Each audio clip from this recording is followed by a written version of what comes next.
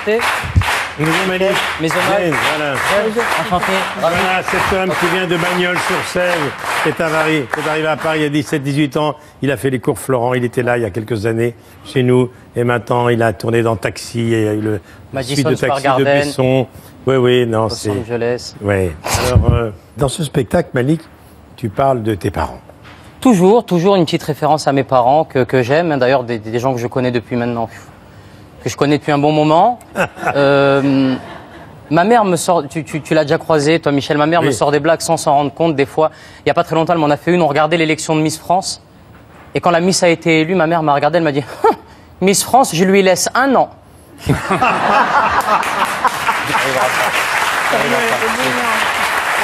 mon auteur. J'ai une question que je vais te poser depuis très longtemps. Comment ça s'est passé finalement ton rendez-vous à un terrain inconnu avec Frédéric Lopez?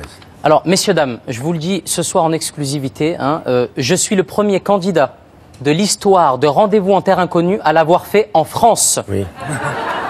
J'ai pas une vie de merde, Michel? Non, mais en France, t'es pas loin de chez toi. Mais je suis parti dans les Cévennes, messieurs, dames. Je suis né dans le Gard. J'ai fait Rendez-vous en terre inconnue à 15 minutes de chez moi. Non, mais c'était... Et tu rentrais le soir? Mais non, on a dormi dans ce qu'on appelle là-bas le chalet de l'Aigle. Oui. Alors en plus, moi, quand ils me disent le chalet de l'Aigle, j'entends chalet et aigle dans la même phrase. Je me dis, ça va être bien, il va y avoir au moins une couette. Minimum. Mais je vois le chalet de l'Aigle qui ressemble plus à une niche qu'à un chalet d'ailleurs. Je rentre dedans et il est temps de rentrer dans le sac de couchage après pour dormir.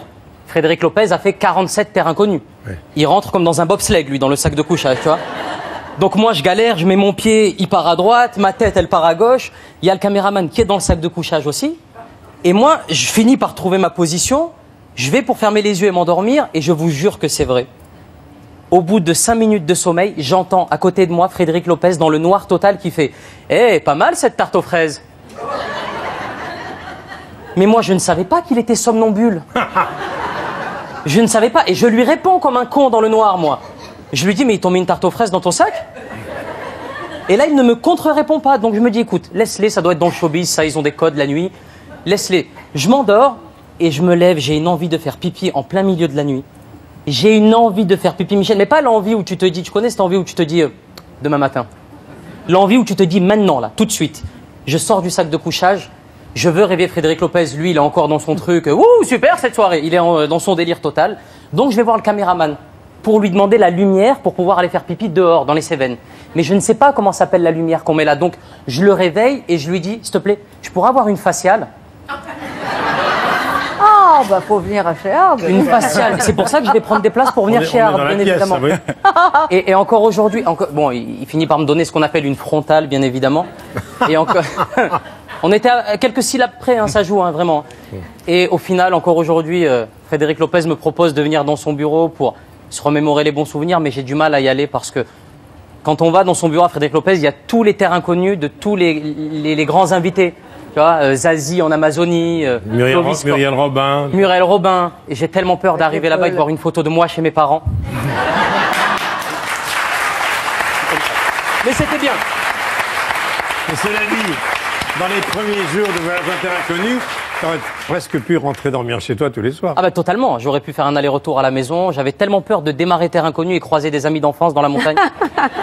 Mais ce n'est pas arrivé, c'était un magnifique souvenir. Vraiment, on embrasse les Cévennes d'ailleurs qui... Malik, je te félicite parce que depuis tes premières parties avec Gad Elmaleh et Jamel Comedy Club, tu as tourné Pattaya, Taxi 5, Le Volcan avec Danny Boone, Robin des Bois, Le Doudou.